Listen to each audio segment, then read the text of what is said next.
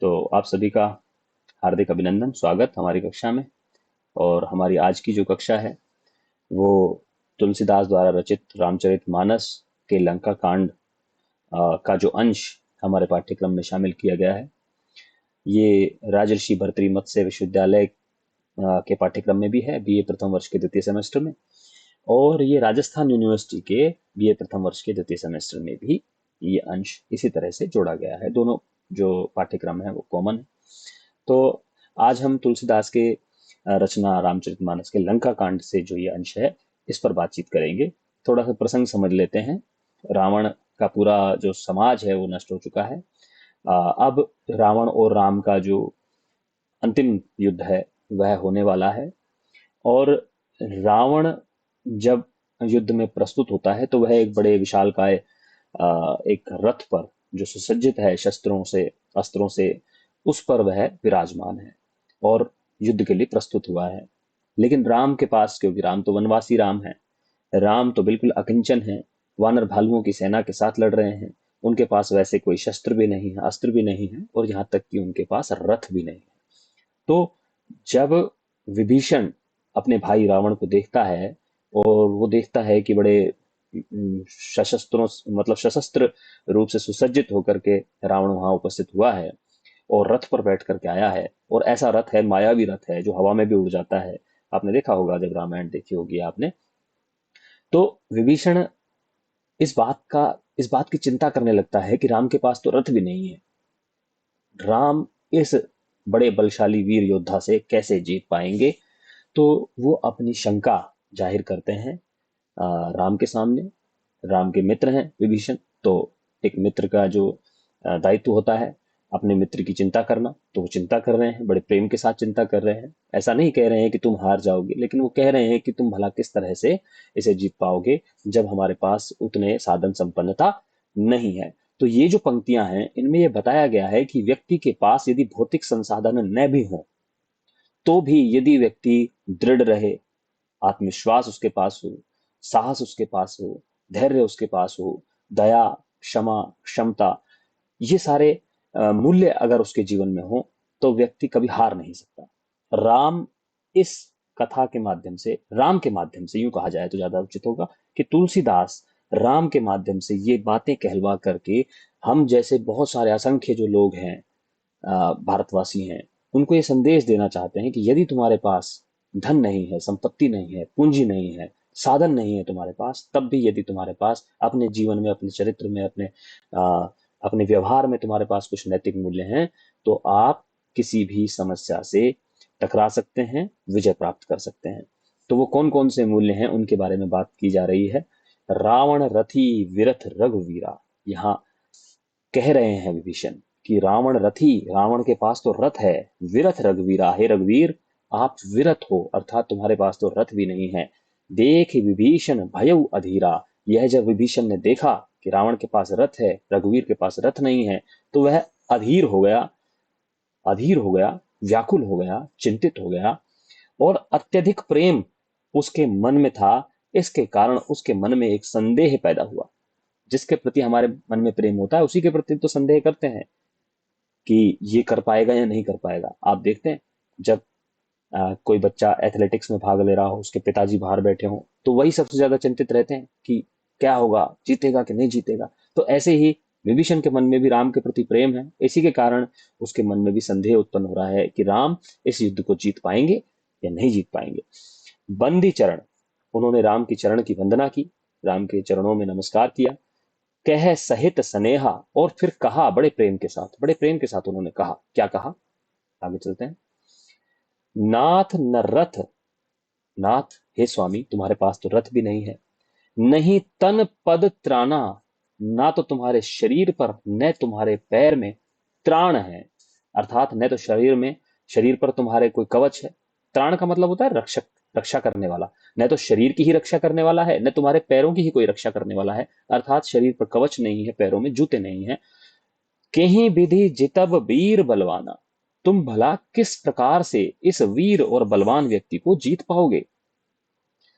तो जब ऐसा उन्होंने कहा तो राम ने बहुत ज्यादा बोलने नहीं दिया है विभीषण को, उन्होंने कहना शुरू किया। यहाँ पर क्या कहना शुरू किया है देखिए, वो कह रहे हैं, सुनहु सखा, उससे कह रहे हैं विभीषण से कि हे मेरे मित्र सुनो।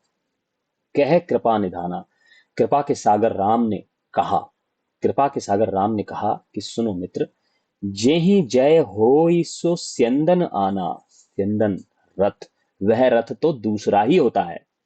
आना, आना का मतलब अन्य ही होता है, दूसरा ही होता है। कौन सा, कौन सा रथ दूसरा होता है? जेहि जय होई, जिससे जय होती है, जिससे विजय होती है, वह रथ तो कोई दूसरा ही होता है। तुम तो जो रथ देख रहे हो वो तो भौतिक रथ है, वह तो मेरे पास नहीं है। लेकिन जिस रथ से हम विजय प्राप्त कर सकते हैं, वह रथ तो कोई दूसरा ही होता है। कैसा होता है वो रथ, देखिए। और यहाँ सुंदर संदेश है ये रामचरितमानस में।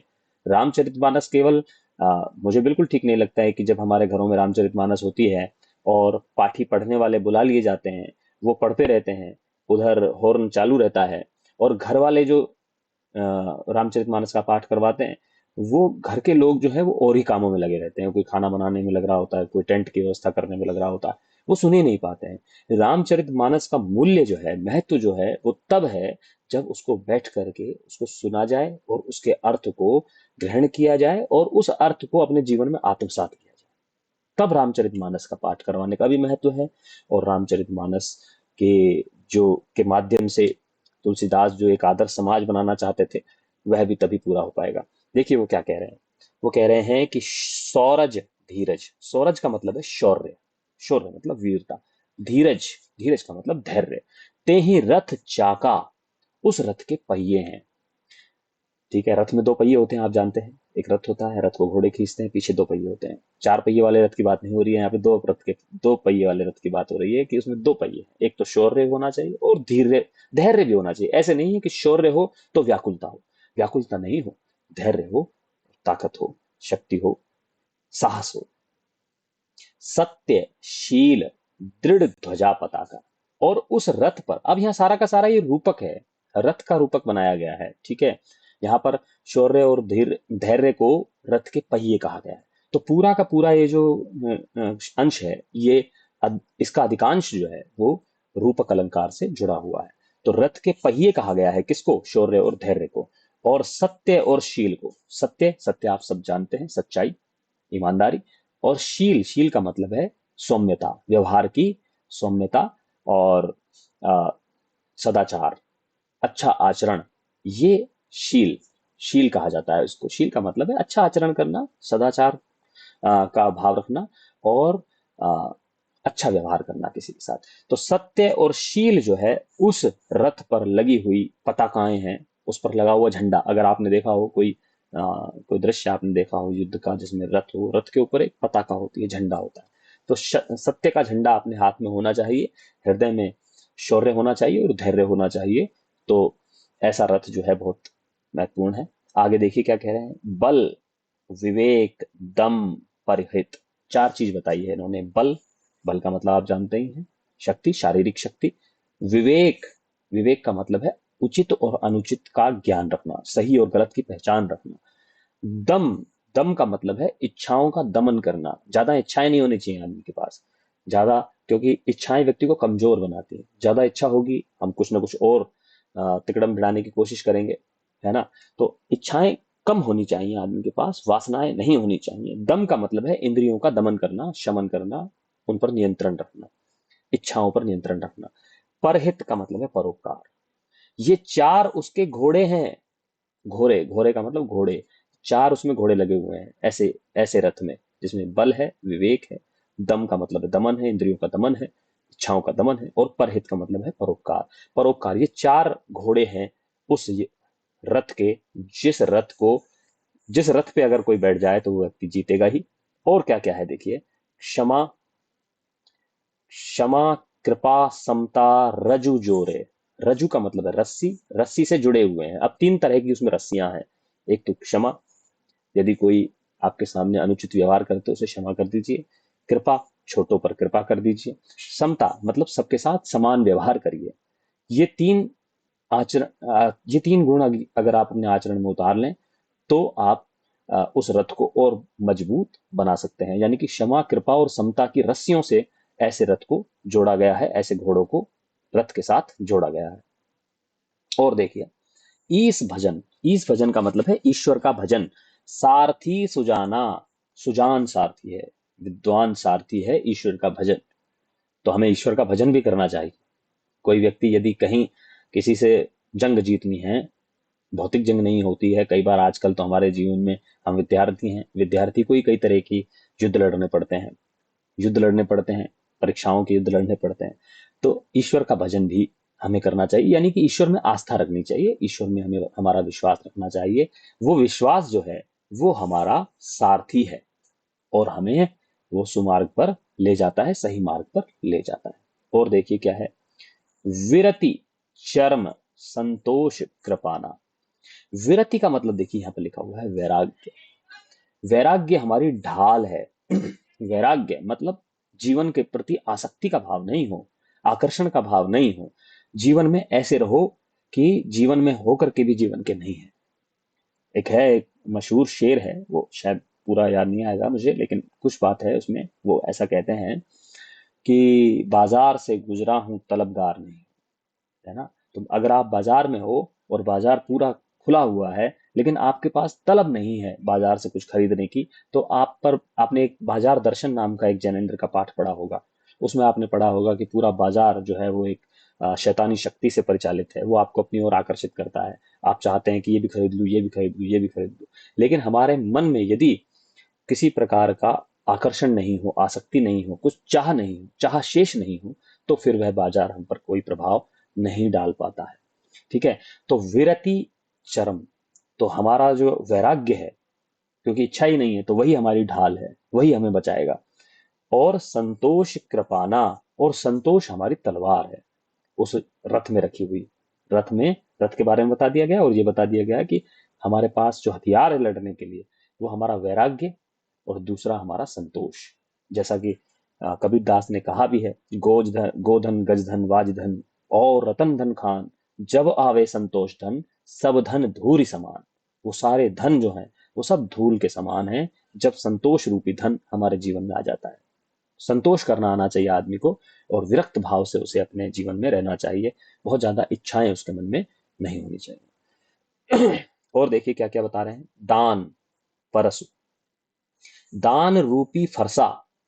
फरसा भी है लेकिन वो फरसा ऐसा नहीं है कि उससे किसी का गला काट लो, ये फरसा दान का फरसा है।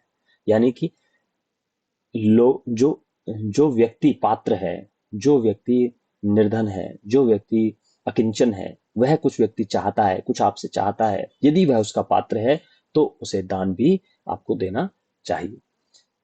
बुद्धि शक्ति प्रचंडा, और बुद्धि ही मनुष्य की प्रचंड शक्ति है। बुद्धि से बड़ी तो कोई शक्ति ही नहीं है।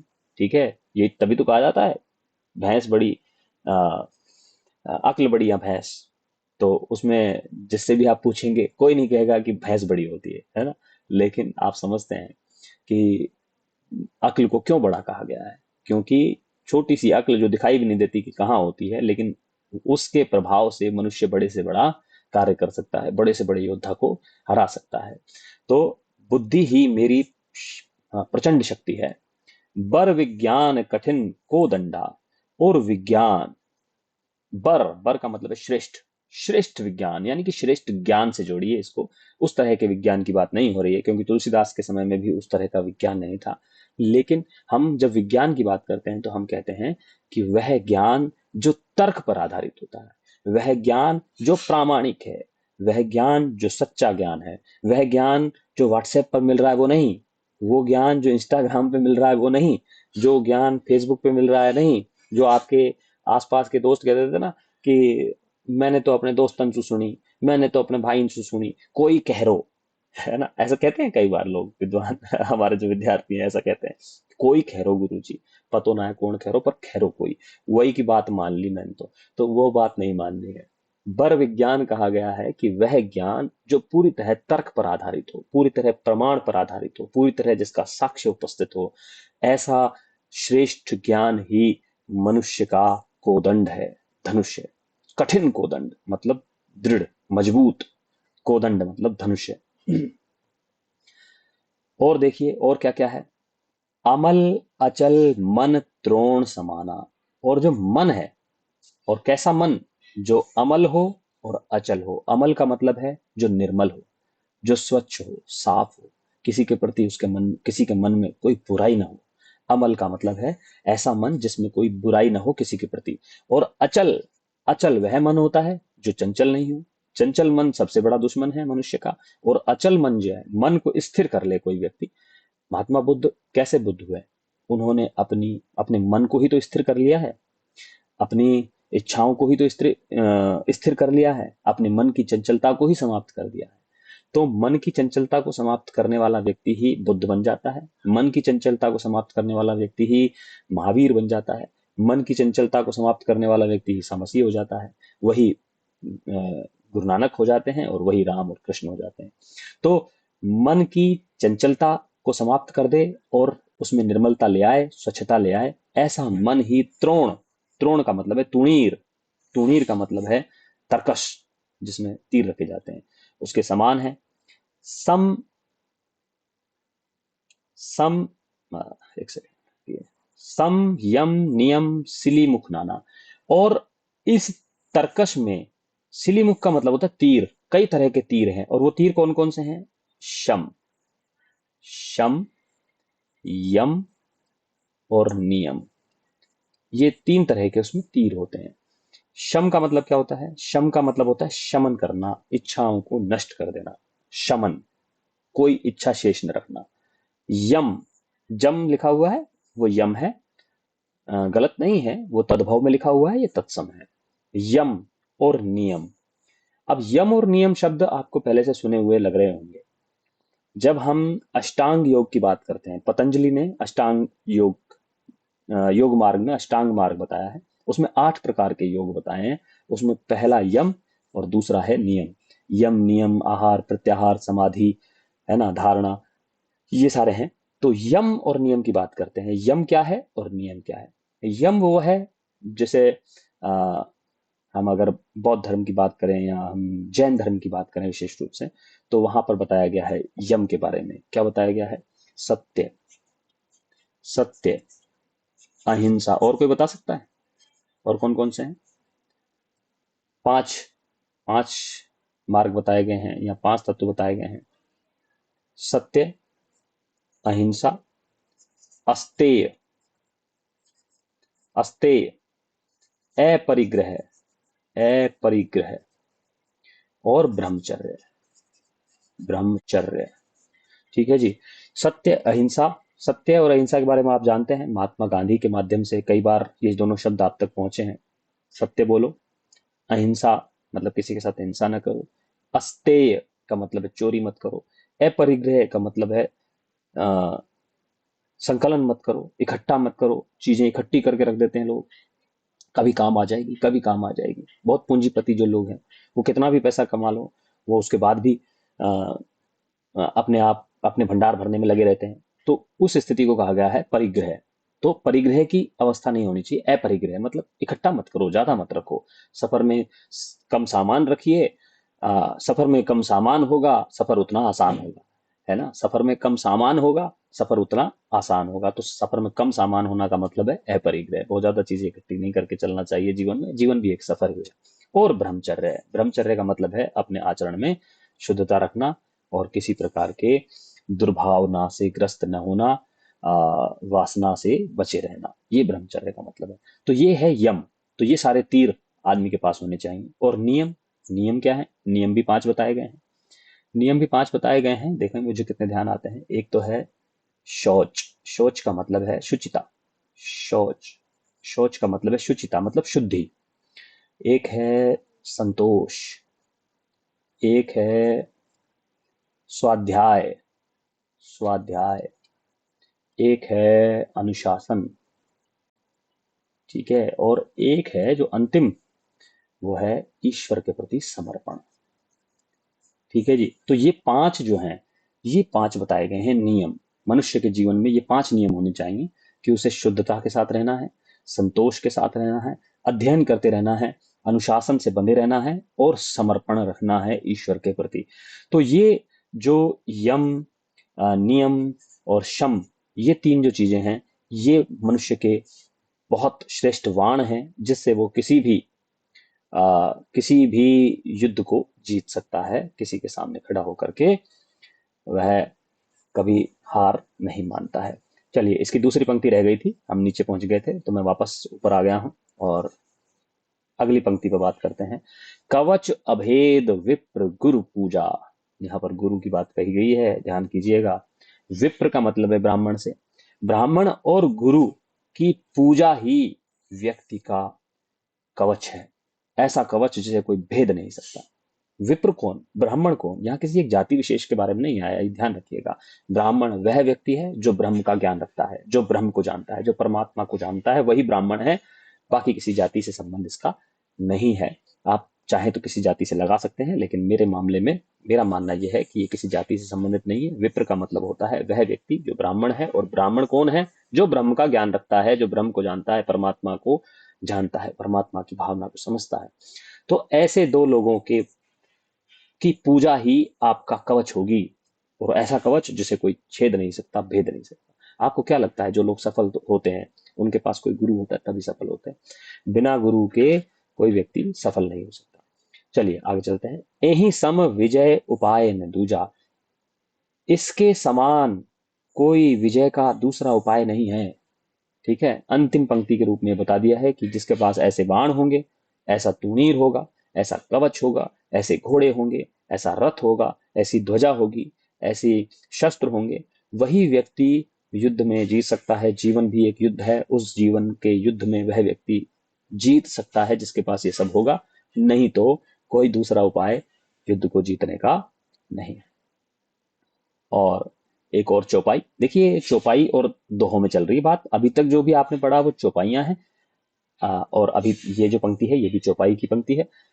तो सखा धर्म में अस रथ जाके, फिर आगे कह रहे हैं राम विभीषण से कह रहे हैं कि हे सखा, ऐसा धर्म से सना हुआ जिसका पास रथ है, ऐसा धर्ममय, धर्म से भरा हुआ, धर्म में डूबा हुआ ऐसा रथ जिसके पास है, जीतन कह न तकहूं, जीतन कह न कतहूं रिपुता के। उसके पास जीतने के लिए कोई शत्रु ही शेष नहीं रहता। देखिए कितनी श्रेष्ठ बात कही है। ऐसा नहीं कहा है कि वो सभी शत्रुओं को जीत लेता है, ऐसा कहा है कि उसके पास जीतने के लिए कोई शत्रु ही शेष नहीं रहता। यानी कि जिसके पास ऐसा रथ है उसके पास शत्रु ही नहीं, उसका कोई शत्रु ही नहीं हो सकता, उसे कोई शत्रु ही नहीं बनाएगा। उसके पास जीतने के लिए कोई शत्रु ही नहीं होगा। जब जीतने के लिए ही शत्रु नहीं होगा तो फिर लड़ाई किससे लड़नी है, जीतना किसको है? तो यह कितनी श्रेष्ठ बात कही है कि ऐसे व्यक्ति के पास, जिसके पास ऐसा रथ है, उसके पास जीतने के लिए कोई शत्रु ही नहीं होगा। अब दोहा, ये दोहे हैं। पहले जो आई वो पंक्तियां वो चौपाइया थी, तो चौपाई और दोहे छंद में ये बात कही गई है। महा अजय संसार रिपु, जीत सकई सो वीर। महा अजय संसार, ये संसार क्या है? ये अजय है। ये संसार जीता नहीं जा सकता। ये संसार अजय है, जो एक शत्रु के समान हमारे सामने खड़ा हुआ है। जीत सकई सो वीर, इसे केवल वही व्यक्ति जीत सकता है जाके अस रथ होई दृढ़, जिसके पास ऐसा मजबूत रथ हो। सुनहु सखा मति धीर। हे मेरे बहुत बुद्धिमान, धैर्य रखने वाले मेरे मित्र, इस बात को तुम समझ जाइए। ऐसा रथ जिसके पास होता है उसे इस संसार रूपी शत्रु को वह जीत सकता है।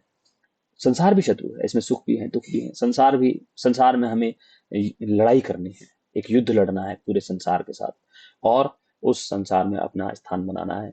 तो ये तुलसीदास कह रहे हैं कि हे मेरे मित्र, बड़े धैर्य के साथ मेरी बात सुनो कि ऐसा रथ जिसके पास होता है वही इस अजेय संसार को जीत सकता है। यहाँ पर संसार को रिपु कह दिया गया है, तो रूपक अलंकार है। रिपु मतलब शत्रु। और देखिए एक दोहा और। सुनी प्रभु वचन विभीषण, सुनी प्रभु वचन विभीषण, हर्षि गहे पदकंज। और जैसे ही विभीषण ने ये सुंदर वचन सुने प्रभु के, हर्षि मतलब बड़े आनंद में उन्होंने, गहे मतलब पकड़ लिए, पदकंज चरण रूपी कमल, रूपक अलंकार है पदकंज में। कंज का मतलब है कमल, पद का मतलब है चरण, चरण रूपी कमलों को हाथ लगा करके उन्होंने पकड़ लिया। विभीषण आनंदित हो गए। यही मिस इस बहाने मुझे दिया है आपने एक उपदेश। और क्या बोला?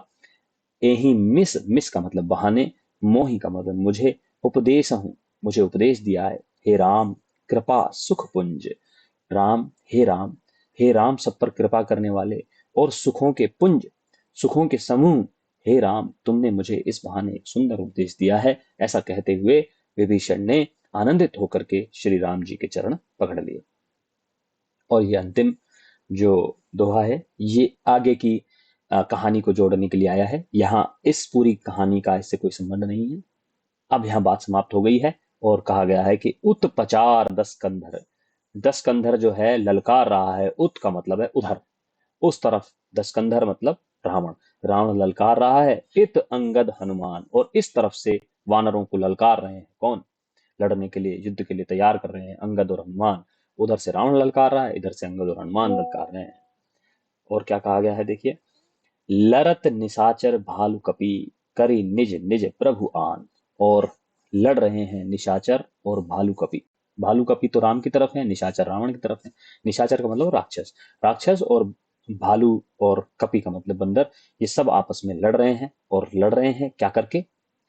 करी निज निज प्रभु आन, अपने अपने स्वामी के सम्मान के लिए लगातार लड़ रहे हैं, युद्ध में जुटे हुए हैं। और इसी बीच राम ने विभीषण को एक सुंदर उपदेश दिया है। और राम ने जो उपदेश विभीषण को दिया है उसके माध्यम से तुलसीदास ने हम जैसे कम बुद्धि लोगों को एक सुंदर उपदेश दिया है कि भैया, युद्ध अगर लड़ना हो तो वो शस्त्रों से नहीं लड़ा जाता। युद्ध अगर लड़ना हो तो वो बहुत आपको आईएएस बनना है मान लीजिए, तो आपके पास पुस्तकें नहीं हैं तो क्या आप आईएएस नहीं बन सकते? आपके पास अच्छी कोचिंग की फीस नहीं है तो क्या नहीं बन सकते? यदि आपके पास पीछे बैकग्राउंड अच्छा नहीं है तो क्या आप नहीं बन सकते? आप अगर पूंजीपति के बेटे नहीं है तो क्या आप नहीं बन सकते? बन सकते हैं। कैसे बन सकते हैं? यदि ये जो सूत्र तुलसीदास ने हमें बताए हैं राम जी के मुख से कहलवा करके, और राम जी के मुख से कहलवाने के बाद तो अब वो शब्दों में भी बड़ी एक सुंदर पवित्र अनुभूति आ गई है। तो मैं समझता हूँ कि अगर आप भी अपने जीवन में इस सुंदर संदेश को अपनाएंगे तो मेरा विश्वास है कि आप भी जीवन के इस युद्ध में अवश्य ही सफल हो जाएंगे। मेरा ऐसा विश्वास है। तो मैं समझता हूँ आज की कक्षा अच्छी रही होगी। बहुत बहुत धन्यवाद।